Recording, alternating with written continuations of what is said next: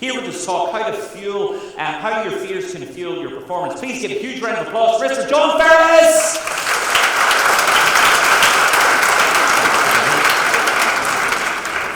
Thanks, David. So I'm the Ulster Development Manager in Ulster, and what that means is I get to shout at businesses and have done for about 4 years now. So I've worked with about 500 startups to help them grow and scale in that time. But today what I'm actually going to talk about is how your fears, the things in your head, can fuel your performance and in the next 10, 20, 30 years become that strong oak tree that your principal talked about earlier.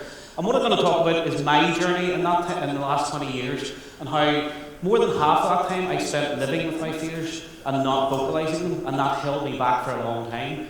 And I'm going to talk about that journey from being a techie to being a newspaper person to then helping startups, and how those voices in your head that hold you back sometimes can actually be something that can make you more successful. So, let's take it back a little bit first of all. So, when I was 11 years old, and I'm glad I followed your talk about embracing your weirdness. I felt quite weird at 11 because I got a Commodore 64 and I spent most of my life in my bedroom programming. Not what most 11-year-old boys are doing, but that's what I was doing.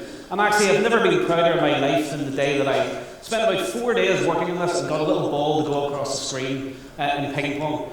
And that was me. And I spent the next 10 years of my life focusing on computers. I did GCSE computers, and it was probably the only thing I was good at. I did A-level computers, I went to university and did computers, I did my year's placement fixing computers. And so when I'd done all that, I left university and did what I expected to do for 10 years. I went and got a job in the US programming for a healthcare company in Pittsburgh. 2 weeks in, I realised, oh crap, I've wasted 10 years of my life, this is not for me. It was fun when I was in the bedroom, actually it's not so fun now I'm being paid to do it. And so I spent 6 months doing a job that I really hated. See how proud I was of that? Like that was a real feat at that time. And so I spent 6 months realising that this wasn't for me. And I came back home and had lots of job offers in Dublin from wonderfully big tech companies who wanted to give me share options and lots of money, but also equally wanted to give me a job that I realised I hated. So at the same time I got a phone call from a recruitment company who asked me, will I go and work at a newspaper for a week and do some graphic design? It ticked the boxes for me. So number one, I didn't have to talk to people. Number two, I could sit behind a computer screen and hide. Great, I was in. Unfortunately for me, within 3 hours of walking into that newspaper, which was the North Belfast News, which had only started 3 days before I started, my editor had limited resources, and within 3 hours I was suddenly a journalist. Now, if anyone else in the room like me barely scraped the C in GCSE English, you can imagine that led me to sit in the corner and really worry. So I made my excuses and went to the bathroom for a few minutes. And I was glad I was in the bathroom because I was genuinely crapping myself. I sat there for 15 minutes and thought, if I leave now quietly and pretend I go into the shop and just never come back, well, I still get paid the 5 days that I'm looking for because at that time I was skint. So for me, the only thing that made me go back downstairs and pick up the phone was the reality that I needed 5 days of pay. That was the only thing that made me go back downstairs. And so that was the thing that drove me to pick up the phone and suddenly become a journalist. But from that minute forward, for the next 8 years, I had this voice in the back of my head saying, you're not good enough, you can't do this. I was beyond surprised to get a C in GCSE English, beyond surprised. And from that day onwards, every time I wrote a word, every time I picked up the phone to talk to someone, every time I went down in the car to interview someone, I had something in the back of my head saying, you're not good enough, you're going to fail at this. Somehow, 4 years later, I became the editor of the newspaper. Even though I had this massive weight around me, I was still dragging myself through. But every time, every single thing I did, I thought, someone's going to find me out. Someone's going to realise at some point I'm not really a journalist.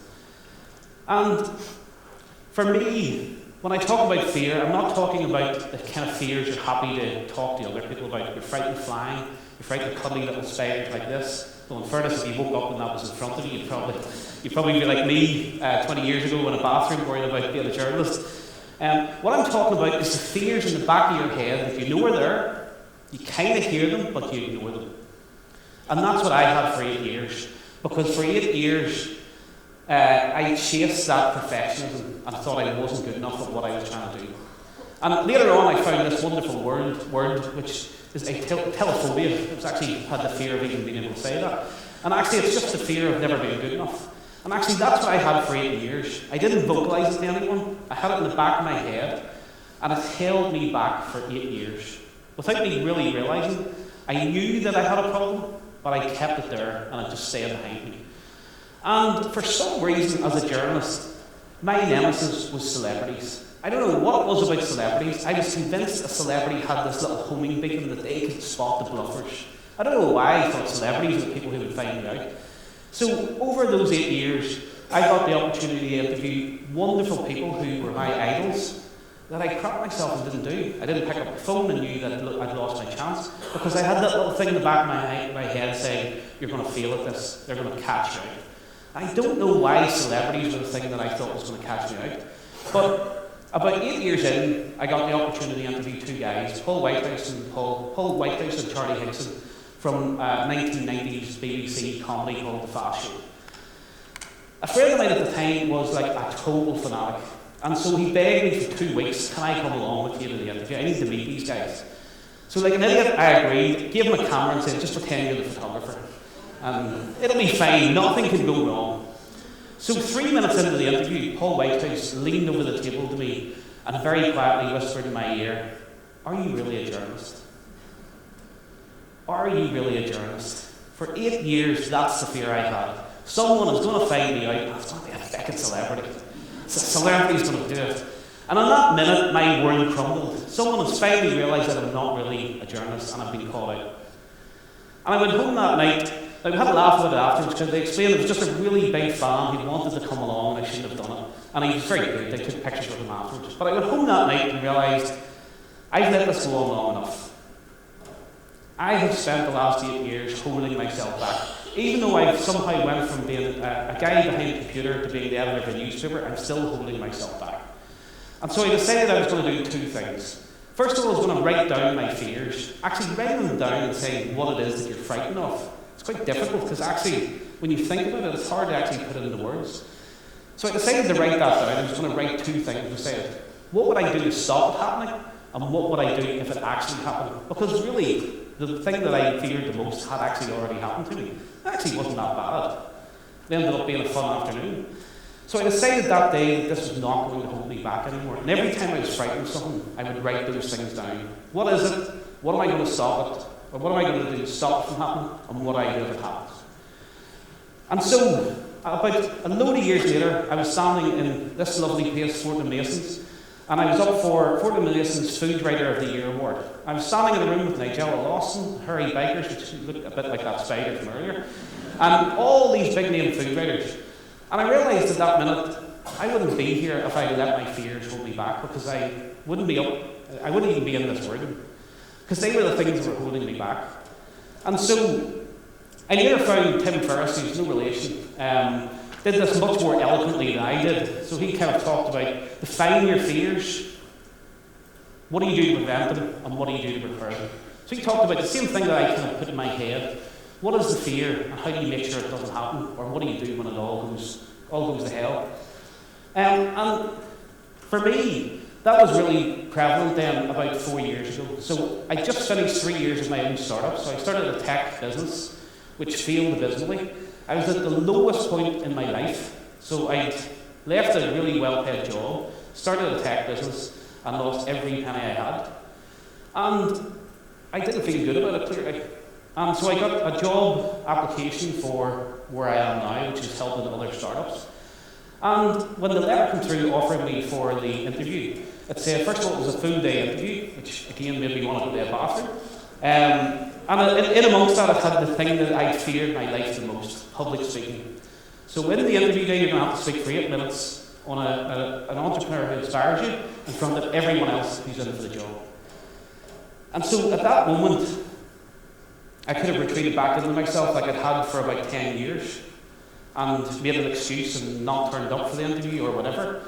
But actually, all the stuff that I learned over the years about me holding myself back came into me, and I said, I'm going to do it. You know what?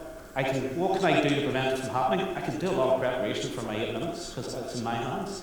And what do I do if it goes wrong? Well, I didn't get the job. Right now I don't have any money or a job, so what does it matter?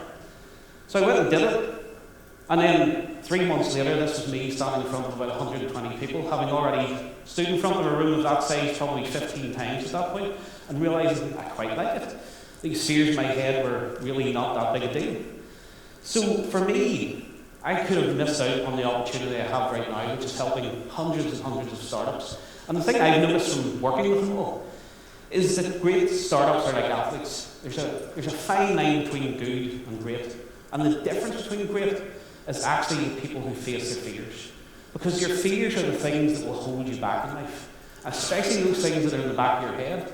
And if you don't overcome them, they will be the things that hold you back. Those great entrepreneurs are people who understand what makes them crap themselves and do something about it. So, my call to action to everyone in this room today, whether you're starting school again tomorrow, whether you're a teacher, whether you've got a great business, I don't care who you are. Go home tonight and write down that one thing that's in the back of your head that you've never vocalised to anyone, the one thing that frightens you, and write 2 columns beside it. What am I going to do to make that not happen? And what do I do if it happens? Because everyone in this room has the ability and the things behind them to make themselves successful, to become that oak tree. Everyone has that. The only person holding you back is you.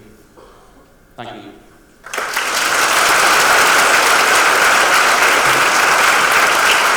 Thank you very much, John.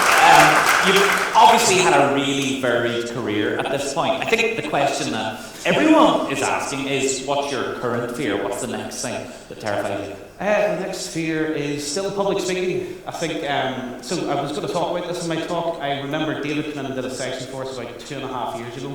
And about a week before, I had actually thought, I feel like I'm getting there as presenting. I feel like I'm okay at this. And David came in and presented, and I thought, oh, crap. Jeez. But actually, one of the really interesting things I took from you, David, was the amount of preparation and work David puts into everything that he does is why he's so good at what he does. And for me, that was a big learning. Was I thought I was getting somewhere, and actually realised that if I wanted to be up here, that takes work and effort. I think all our speakers today have already touched on that. Is actually the people who are successful, the people who put the hard work in, and that's it. And have a half bottle of wine. Remember that, Mary. Write that down. Hashtag half bottle of wine. I prefer tequila, but you know. John, it's been brilliant to have you. Thank you so much for joining us. Let's hear for John, everybody.